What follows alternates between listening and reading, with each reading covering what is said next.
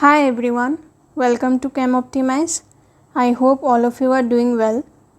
So इस channel में thermodynamics का सीरीज़ चल रहा है जो कि बीएससी सीबीसीएस सेकेंड सेमेस्टर का फिज़िकल केमिस्ट्री का पोर्शन है और इस सीरीज़ में ऑलरेडी 11 वीडियोस अपलोड हो चुका है और आज हम लोग स्टार्ट करने जा रहे हैं part 12 of this thermodynamics series.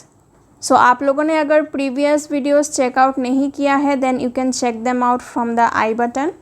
And if you are new to this channel please subscribe the channel and hit the bell notification ताकि आप लोग को पता चल जाए जब भी मैं एक नया वीडियो अपलोड करूँ और मुझे भी मोटिवेशन मिले रेगुलरली अच्छा नया कंटेंट्स लाने के लिए इस चैनल में. Your love and support goes a long way. So last video में हम लोगों ने डिस्कस किया था about entropy changes in isothermal reversible and irreversible processes. आज हम लोग एंट्रोपी चेंजेस के बारे में कुछ और चीज़ें डिस्कस करेंगे. So stay tune till the end of this video and let's move on to the topic. So हम लोगों ने ऑलरेडी प्रीवियस वीडियो में डिस्कस किया था कि in isothermal processes in reversible condition and in irreversible condition कैसे entropy का changes होता है और आज हम लोग डिस्कस करेंगे कि in isobaric and isochoric processes कैसे एंट्रोपी चेंजेस होता है. सो आइसोबैरिक प्रोसेस मतलब प्रेशर इज़ कांस्टेंट, ये हम लोग को पता है ऑलरेडी. सो इन आइसोबैरिक प्रोसेस जो एंट्रोपी चेंज होता है एट कांस्टेंट प्रेशर, इसलिए हम लोग साफिक्स में कैपिटल पी लिख रहे हैं, is equal to Cp ln T2 by T1, where Cp is the heat capacity at constant pressure condition and T1 and T2 are the temperatures at two different states जहाँ से जहाँ तक लेके जा रहे हैं हम लोग सिस्टम को. सो यहाँ से हम लोग एक चीज़ देख रहे हैं, अगर T2 is greater than T1 हुआ देन ये वाला वैल्यू जो है पॉजिटिव होगा and heat capacity is always positive. तो चेंज इन एंट्रोपी जो है वो भी एक पॉजिटिव क्वांटिटी होगा. तो यहाँ से हम लोग बोल सकते हैं कि increase in temperature of an ideal gas at constant pressure condition is accompanied by increase in entropy of the ideal gas. इसका मतलब ये है कि अगर हम लोग टेम्परेचर को इंक्रीज़ करें एट कांस्टेंट प्रेशर सो जो एंट्रोपी है वो भी इंक्रीज़ करेगा for the ideal gas. Now for isochoric process हम लोग को पता है volume remains constant. So for isochoric process जो चेंज इन एंट्रोपी होता है वहाँ पे हम लोग सफिक्स कैपिटल वी लिखते हैं क्योंकि एट कांस्टेंट वॉल्यूम कंडीशन. तो इसका एक्सप्रेशन होता है Cv ln T2 by T1. So Cv is the heat capacity at constant volume condition and T1 and T2 are the two different temperatures at two different states of the system. और यहाँ पे भी अगर T2 greater than T1 हुआ then ये वाला quantity जो है वो पॉजिटिव होगा and heat capacity is positive. So change in entropy जो है वो भी पॉजिटिव होगा. So increase in temperature is accompanied by increase in entropy of the system at constant volume condition.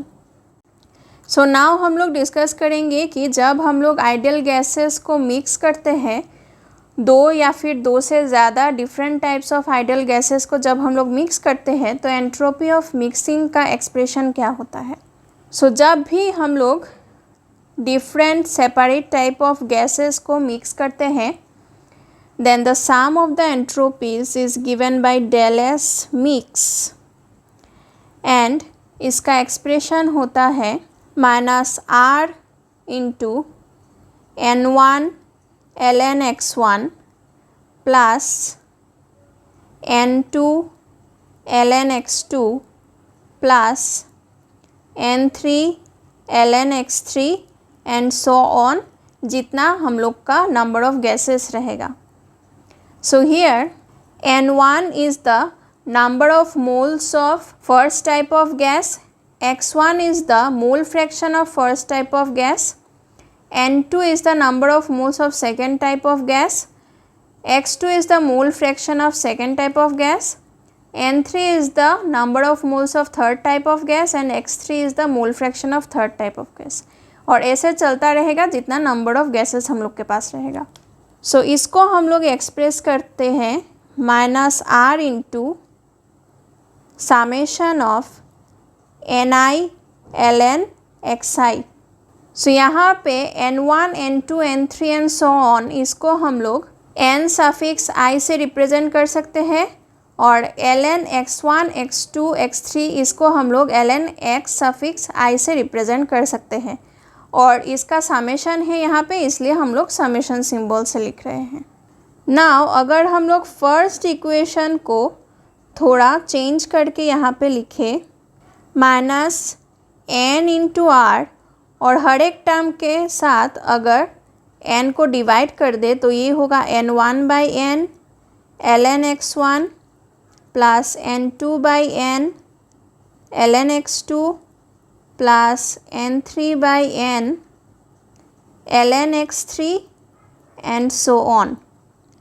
Now इसको हम लोग लिख सकते हैं NR N1/n, ये हो जाएगा mole fraction of the first type of gas, so it will be X1 Ln X1 plus N2/n will be the mole fraction of the second type of gas, so it will be X2 Ln X2 plus N3/n will be the mole fraction of third type of gas, that is X3 Ln X3 and so on.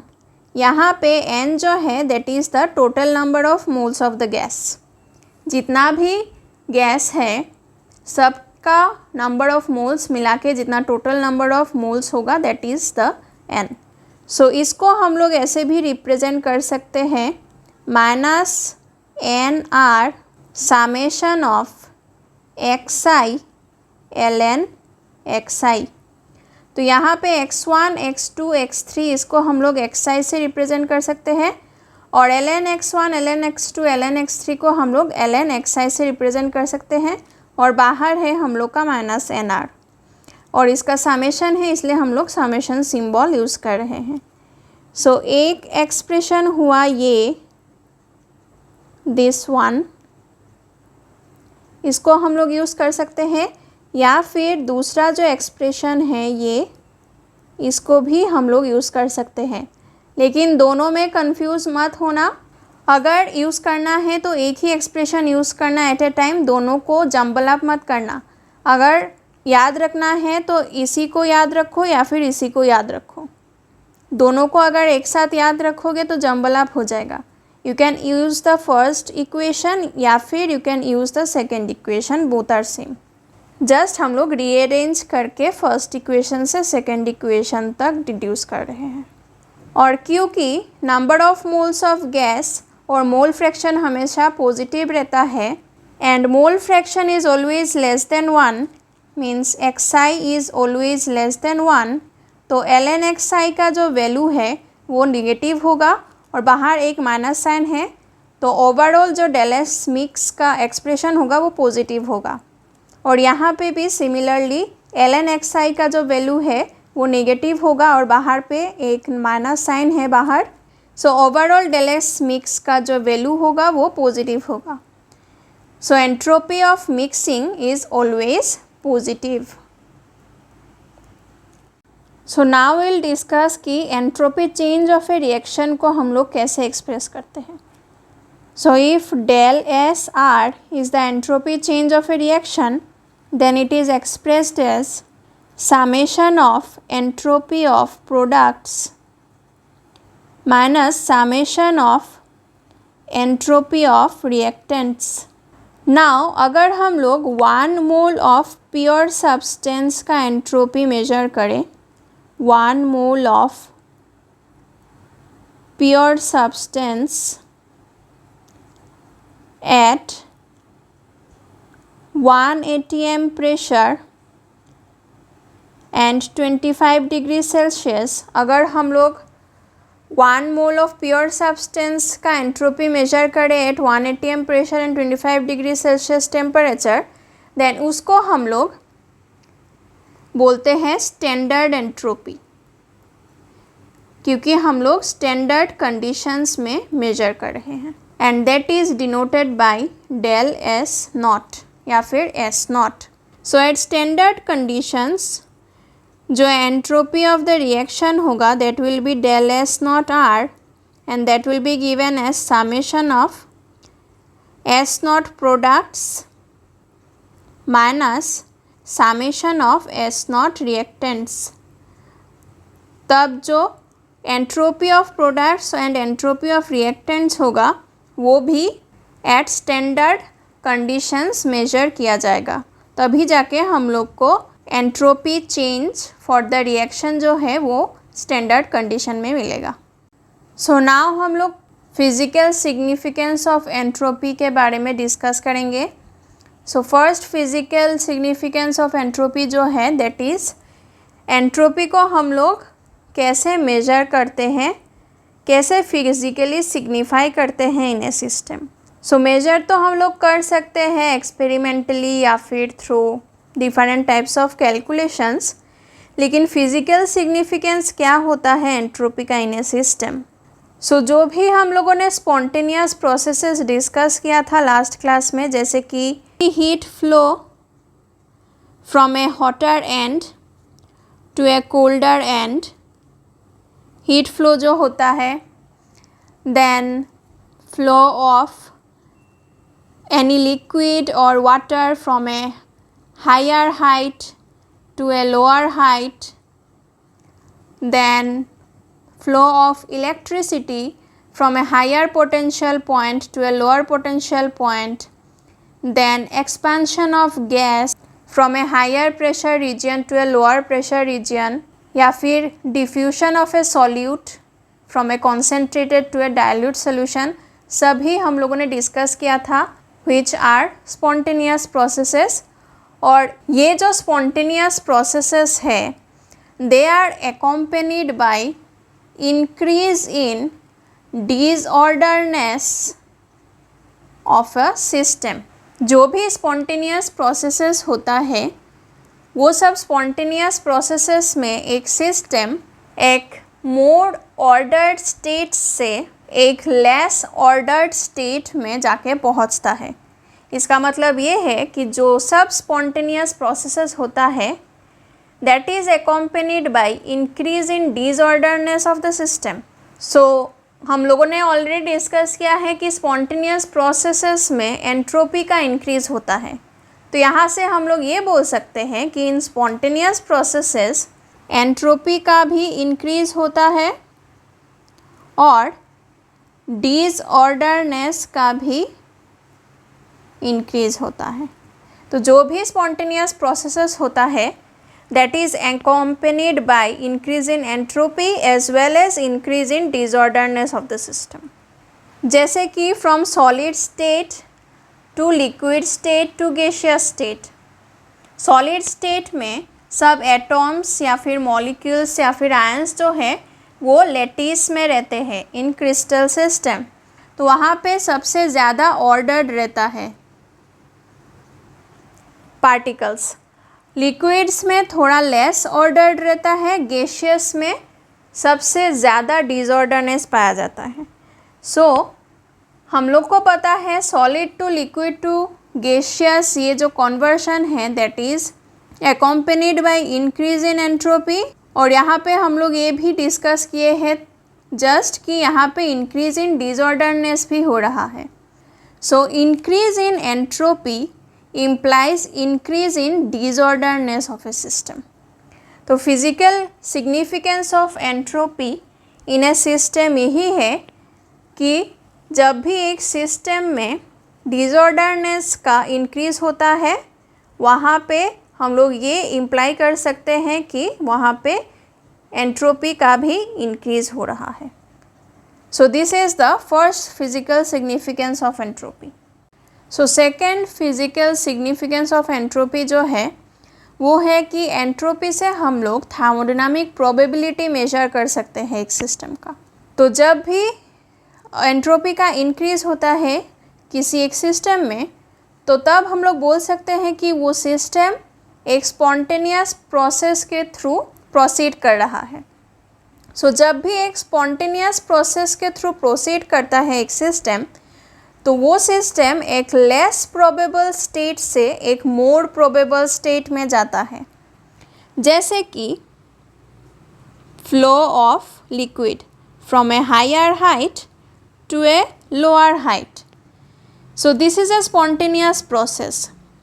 तो liquid का higher height में रहना is less probable, liquid का lower height में रहना is more probable. सो जब भी एक स्पॉन्टेनियस प्रोसेस होता है, जैसे कि यहाँ पे लिक्विड फ्लो कर रहा है from higher height to lower height, तो वो सिस्टम यहाँ पे लेस प्रोबेबल स्टेट से मोर प्रोबेबल स्टेट में जाके पहुँच रहा है। तो यहाँ से हम लोग बोल सकते हैं कि there is a close relationship between entropy and thermodynamic probability. So spontaneous processes में एंट्रोपी का इंक्रीज़ होता है, और स्पॉन्टेनियस प्रोसेसेस में जस्ट अभी हम लोगों ने डिस्कस किया है कि एक सिस्टम लेस प्रोबेबल स्टेट से मोर प्रोबेबल स्टेट में जाके पहुंचता है। तो यहाँ से एक रिलेशनशिप डिराइव किया गया था by the scientist Boltzmann, and this relationship is known as Boltzmann entropy equation. And what is this equation? This equation is S equals to K ln W, where K is the Boltzmann constant, which is given as R by Na, where R is the universal gas constant and Na is Avogadro's number, and W is the thermodynamic probability. Thermodynamic probability. So thermodynamic probability is the ratio of the probability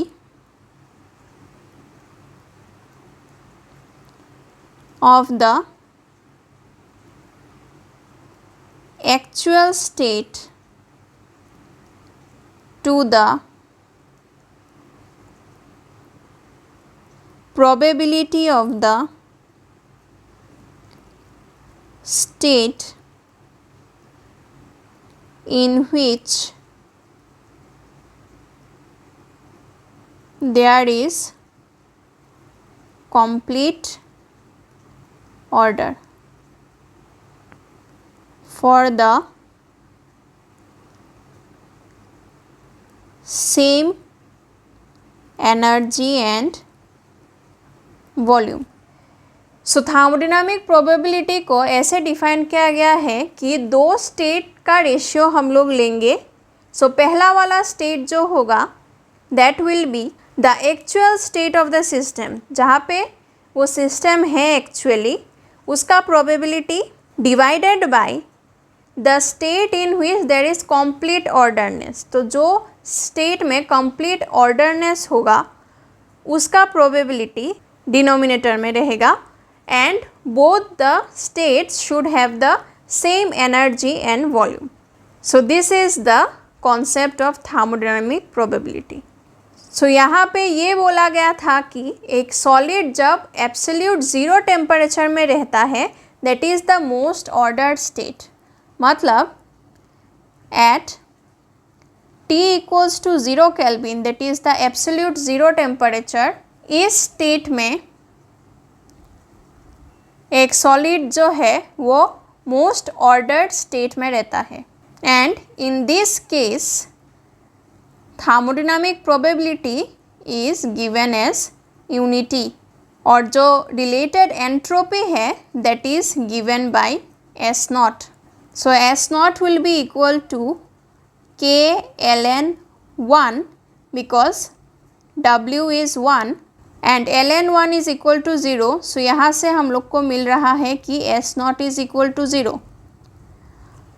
सो इसके basis में हम लोग ये बोल सकते हैं कि entropy at absolute zero for crystalline solids is taken as zero and this is the basis of the third law of thermodynamics, जो हम लोग नेक्स्ट वीडियो में डिस्कस करेंगे। So stay tuned. और आप लोग को इस वीडियो का PDF नोट्स डिस्क्रिप्शन बॉक्स में मिल जाएगा। And for more information and regular updates आप इस चैनल को फॉलो कर सकते हैं इन फेसबुक एंड टेलीग्राम। और आप लोग को अगर इन वीडियोस का कंटेंट्स अच्छा लगे then please make sure to like the video and subscribe the channel and share the videos among your friends and support this channel. Your support and love goes a long way. मेरा effort का value मिलता है मुझे। Thank you so much for watching.